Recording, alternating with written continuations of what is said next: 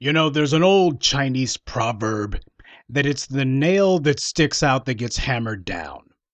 Now, this week we've had the white media reporting on an incident in New Jersey where they are claiming that some black Hebrew Israelites, they used to be the Hebrew Israelites this summer, only black in a few publications, but now they're the black Hebrew Israelites who are accused of committing some sort of shooting, and that apparently this happened to take place at or near a Jewish market. Now, the thing that needs to be remembered is this. I want it to be understood for everybody. There's a lot of black folks who don't understand why it is that I happen to keep a low profile, or that Jason does, or that a number of other people do. Do you want to know why that is? It's because this is an example of what happens when you don't. White supremacy cannot destroy that which it cannot see. And while we're quoting Chinese wisdom, on my Twitter page, I gave a quote from Sun-Tzu that in order to be victorious against your enemy and to defend yourself against a stronger opponent, you must have that which cannot be attacked. You see, that's the reason why I happen to be a big proponent of not getting out there and getting a ton of attention for years. For years now, I've been saying, and some people didn't understand, perhaps it's better understood now, but for years I've been saying that we are not ready to go toe-to-toe with the white media. That you'll know when we really got the white media shook up because they're going to be taking direct shots at us, and that they were not going to wait until we were at the point where we could directly take them on and beat them. Instead, they were going to try to do a preemptive strike, but only when they felt they had no other choice. When ignoring us failed, when containing us failed, when co-opting us failed, then they're going to have to do a full-on frontal attack. And that's what we saw Joy Reid and Shireen Mitchell inaugurating last weekend.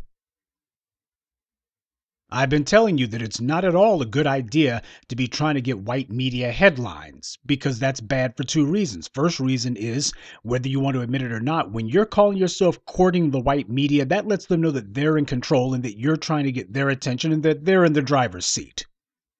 You're trying to court their attention. They're not trying to court yours. Second problem that comes out of that is, whether you want to admit it or not, if you're running around trying to get the white media to notice you, you're going to start playing the game at some point. You have to.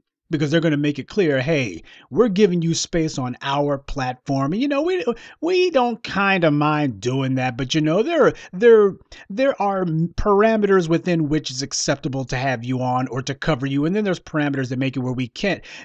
We would prefer that the coverage stay within certain bounds. So if you don't want it to turn negative, here's what you got to do, or here's what you better not do. That's just a fact. Because there is an uneven power dynamic, and since you're the one trying to curry their attention, what's going to happen is you are going to ameliorate your language or your stances just to make sure that they still cover you. That's the fact of dancing with the devil, and the white media is the mouthpiece for the devil. Now, what's going on in New Jersey, we don't have all the facts. And I'm not saying anything one way or the other until we have all the facts. But one thing's for sure, I'm definitely not going to be cutting and pasting what the white media says. I'm not going to be bashing the Hebrew Israelites. We may have issues with how different black organizations go about things, but one of the things that we should not have any doubt about is that we don't put on a show for white supremacy where we make it where, we're going to be trying to take down an entire organization of black folks, especially when the white media is making it clear they don't like them. We have to be very careful about that because white media will look and say, yeah, that's right. All of these black identity extremists. No. We were talking about Hebrew Israelites. No. All of you guys. When the Pittsburgh synagogue attack took place last year, the white media, very few outlets in the white media called it an attack. Instead, they called it a massacre. They called it a shooting. Those are the two popular terms they use, massacre or shooting. They didn't call it an attack, even though an attack is exactly what it was. You have this white supremacist who's been linked to not one but a couple of white supremacist organizations. This guy who's clearly part of a group.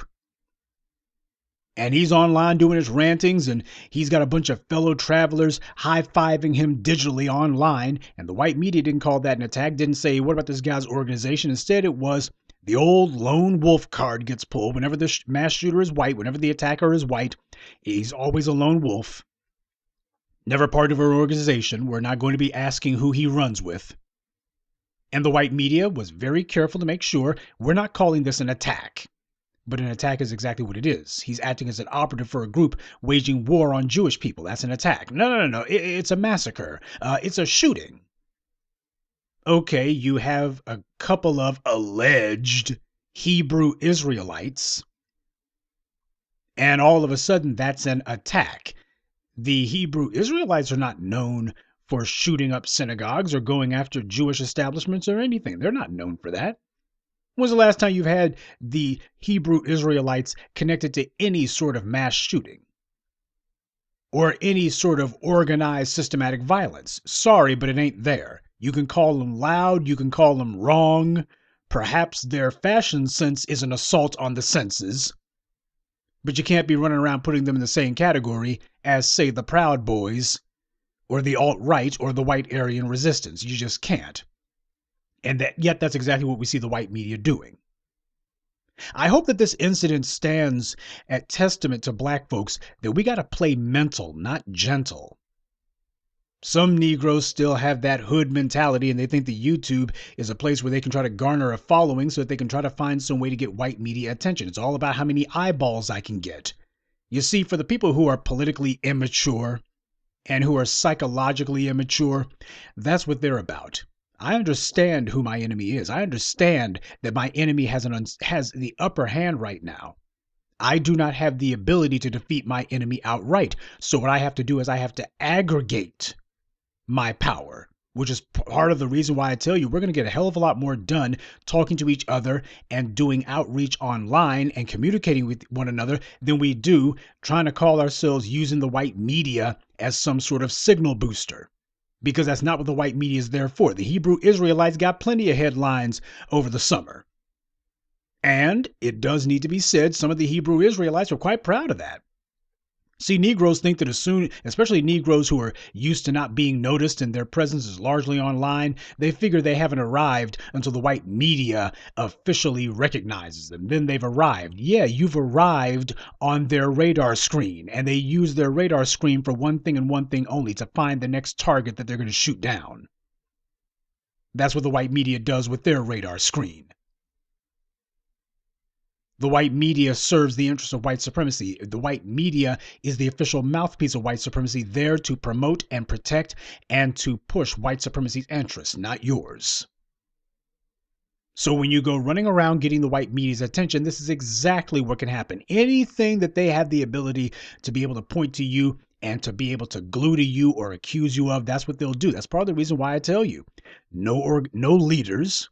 There are no figureheads who they can say, well, controversial leader of the B1 movement, controversial leader of black empowerment, controversial leader in the so-and-so. No leaders. Make it where, as Sun-Tzu said, you now have that which cannot be attacked. No leader means that you don't have a focus that you can demonize. Leaders can be discredited. Leaders can be killed. Leaders can be co-opted. Leaders can lose the plot and they can become senile, or a whole bunch of things can go wrong when you got a leader. But when the ideology is the leader, well, now the movement goes airborne. You can go ahead and kill whomever you want. This is not going to go away.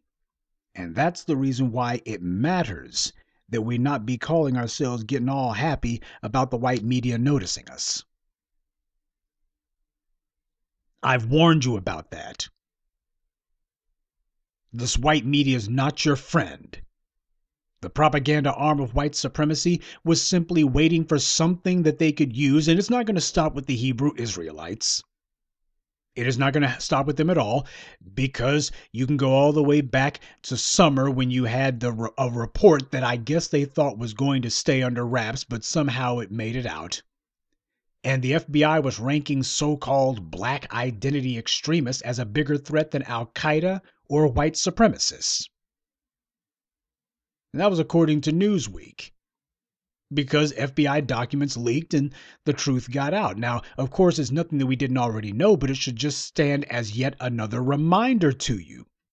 This white media is steadily spreading the word that any of these black folks online calling themselves talking about empowerment, especially economic empowerment, they're a bunch of troublemakers, they're a bunch of terrorists. And now you got Joy Reid using her platform, perfectly dovetailing with her white compatriots and saying that if anybody comes around talking about tangibles or talking about black people are supposed to get something for their vote, why, they're a bunch of Russian bots.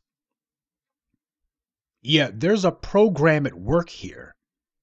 And I need my people to understand that when you go playing footsie with the white media, you are not playing footsie with your friends. You're attracting attention, all right, but it's the wrong kind of attention. What we need to be doing is doing what people who want power do. You see, Bernie Madoff went to prison. Bernie Madoff was all flamboyant. He was out there.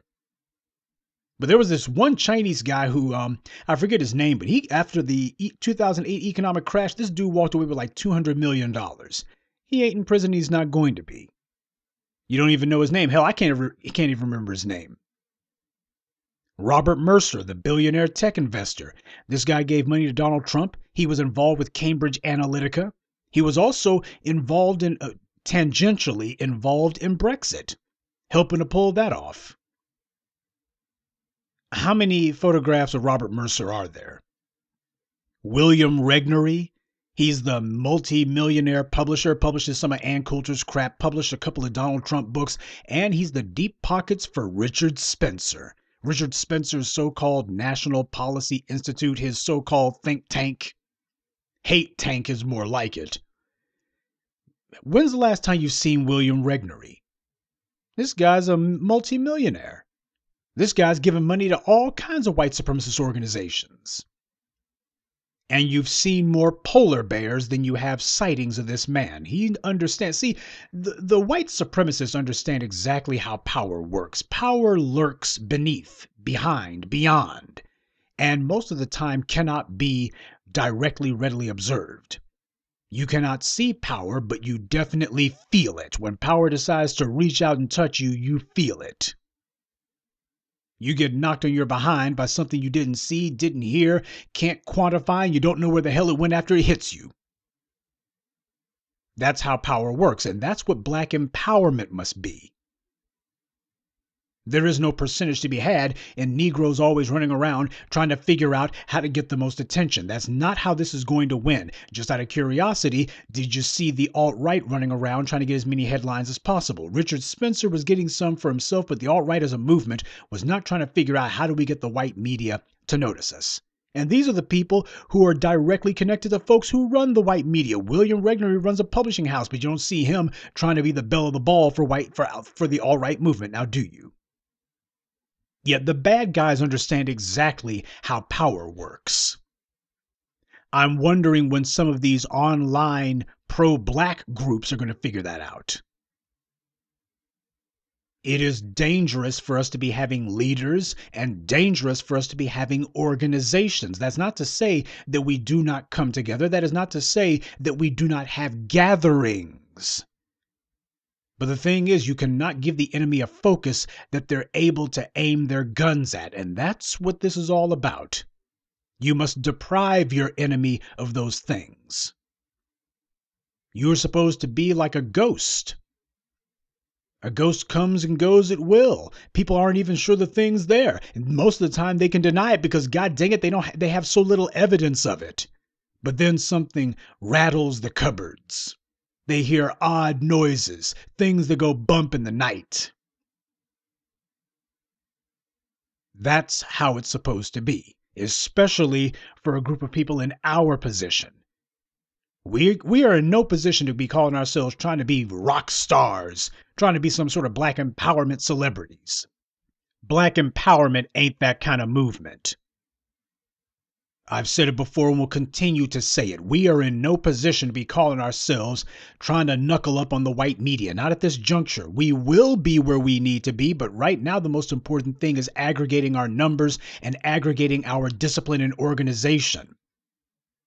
Not trying to figure out how do we get the white media to notice us. Look at what the hell we were able to do before Kamala Harris's takedown in January forced the white media to have to say something. We already were knocking them out the box in 2016 and 2018. The bad guys already know about us. But our margin of victory is not gauged by whether or not our enemies even know about us. In fact, I would prefer that they not know, and it's just a matter of they're taking these lumps upside the head and wondering who the hell is doing this to us. But as it stands, our enemies know about us. They've known about us for a damn long time. And now what's happening is they're attempting to start a steady drip against us. We got to play mental here, not gentle. This is not a game. Now, some of y'all whose parents clearly brought you up on a steady diet of lead-based paint, you probably think to yourselves that, well, how are we supposed to be making major moves without people seeing us in the headline? That say that we important. No, what it says is that the white media's put you in the news cycle, but they are never going to treat you the same way that they treat, say, the alt-right.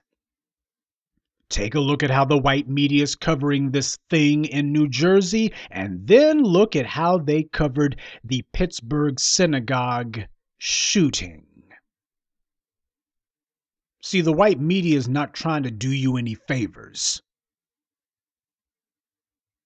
And thinking that it's slick to get their attention, we've been warning you that this is a bad idea because it's too easy for the white media to do something like this. What we need to be doing is flying below the radar. In fact, that should be our MO. Black empowerment is not supposed to be some springboard to get you some sort of attention or so you can help your buddies with their legal problems in the Supreme Court. That's not supposed to be what black empowerment's about. Black empowerment is about one thing and one thing only, and that is power. And power takes the form of tangibles. That's what black empowerment is about. It is about us having control of the resources and the means of production because that is what creates wealth. That is what creates power. That's what gives a group the ability to shape and take control of their lives and the world that they live in. Attention doesn't do that for you. Power does, and the white media is not about to help you gain any power. They will, however, set you up so that old William Barr and Donald Trump and the rest of the happy racists on both the left and the right can take you down. They will do that. And make no mistake, if Hillary Clinton was president, I can promise you right now, the super predators line would be coming out and you would have a bunch of folk on the left, just like the same way Barack Obama was calling the freedom fighters in Baltimore a bunch of thugs. Your so-called first biracial president, then they'd be doing the same thing if Hillary was in office. These people are not trying to help you. So I'm going to go ahead and end this now because there's not a whole lot that needs to be said. Just go ahead and take a look at the image on your screen and understand. This is the price of getting all this attention. This is the cost of Negroes who are trying to figure out how do I do something big and noisy, something that's going to bring a whole bunch of the wrong kind of attention. Now, there's certain things you can do that are noisy, but if you have cloaked yourself and you fly under the radar like you're supposed to, then what happens is you can strike at your enemies, but they cannot strike back. And that is when you know black empowerment's hit the sweet spot. Let us rededicate ourselves to staying in the shadows, because that is exactly how power operates. Jason Black has done 3 documentaries and at least 1 convention, Black Empowerment 1, and you guys don't even know what the hell he looks like. Now, he's done tons of interviews with a lot of people. Some of them you've never heard of, some of them big-time celebrities, at least 1 billionaire. TBA has been the freaking epitome of being able to be effective, highly effective, much more effective than a lot of these clowns who you see getting on their little webcams and calling themselves, pretending like they know what they're talking about. Jason's been a hell of a lot more effective than they are. He's gotten a hell of a lot more done. He's meant a hell of a lot more to the black empowerment movement. And yet he's not out there trying to promote himself. He's trying to promote this movement and been doing it for over a decade now. and hasn't been trying to figure out how to get you to help him and some of his friends, or how he can get you to help him raise his profile and be more famous. Unless Jason wants to find you, you don't know who the hell he is. You couldn't find him. And that's how you know this brother is serious about this. That's how you know, because he operates within the proper parameters of power. No attention whoring going on here. Thank you very much. Matt Drudge has been basically the assignments editor for the far right for going on 20 years now. And most people don't even know what the hell this guy looks like. Everybody from Sean Hannity to Rush Limbaugh to Roger Ailes to whomever have bumped elbows with him, and they've talked with him. But the thing is, how many photographs of Matt Drudge are there out there? How many interviews has this man done on camera? How many times do you see this guy trying to promote his own profile and trying to get the white media to talk about him? He doesn't do any of that stuff. And that's how you know he's serious. He has been just unbelievably effective at his mission. And more importantly than that, if the white media decides that they're going to go at the guy, well, it's going to be pretty damn difficult to be calling yourselves doing that, because this man's left very little that actually leads to him. So family, please let this stand as an object lesson of the consequences of having that which can be attacked. We do ourselves no favors when we call ourselves stepping out of the shadows. Because once you get out there where the enemy can take aim at you, they're going to be blasting your freaking arms, legs, and everything else you got off. Oppressed groups cannot topple a more powerful opponent by running around like chickens with our heads cut off, trying to be all flashy, making big targets of ourselves. The only way that a smaller oppressed group takes down a larger dominant group is by being as sneaky and clever and as invisible as possible. You can go all the way back to the beginning of the Christian church with that one. You want to know why people run around with those fish symbols on their cars? There is a legend, I should say, or at least there's a popular wisdom among a lot of these Christian groups, that basically going all the way back to the early days of the church, when the Romans were persecuting the Christians and feeding them to lions and sawing them apart in the arena for the sick adulation of the crowd, what the Christians would do is they would put a symbol of a fish over their doors. And people would say, oh, what's the fish symbol about? Well, I'm a fisherman. I'm a fisherman. Yeah, as Christ said, fishermen of men's souls. It was their symbol.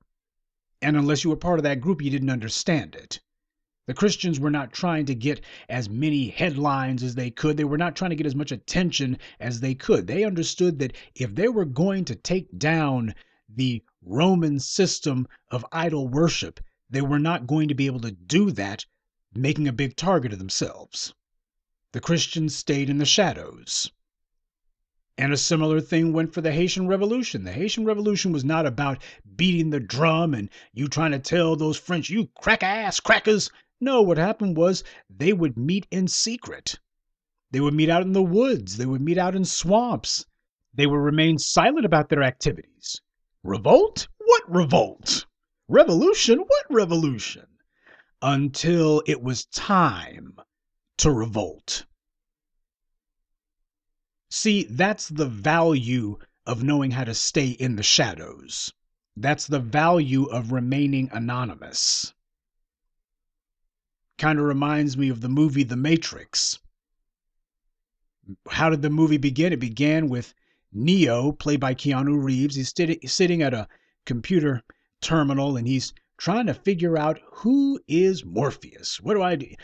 Who is this Morpheus guy? But do you notice that Morpheus had gone completely and thoroughly untouched and unscathed by the agents as long as he maintained his anonymity. But as soon as he stepped out of the shadows so that he could find the one, next thing you know, he's getting shot at left, right, and center until he eventually gets captured, and it took a miracle to save him. You see, that's the difference. That's how power actually operates. We are going to get a hell of a lot more done in the shadows than we will running around in broad daylight where everybody can see us. The mission is to aggregate our numbers in our organization, and you don't do that by getting the white media's attention. We are in absolutely no position to be picking fights with the white media at this juncture. We have not aggregated enough of our power yet. We're getting there, but we're not there yet. That's why it's to the white media's advantage to pick an all or nothing fight right now. That's to their advantage. That's why you see them deciding that they're going to start this steady drumbeat against us. It works to their advantage to try to force an all or nothing confrontation against us now because they still have the advantage. They've seen that we can hurt them. They've seen that with basically pennies in our pockets, just by spreading the word, we've been able to disrupt a presidential election.